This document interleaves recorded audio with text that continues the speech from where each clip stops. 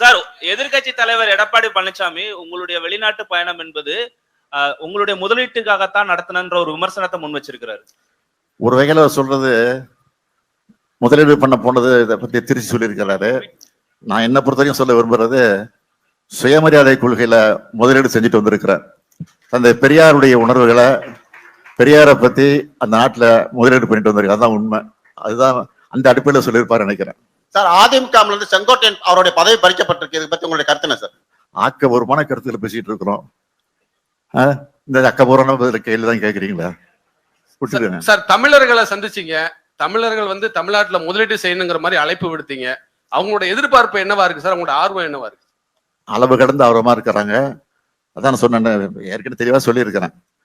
போட்டி போட்டுக்கிட்டு அவங்க முதலீடு செய்யறது தயாரா இருக்கிறாங்க.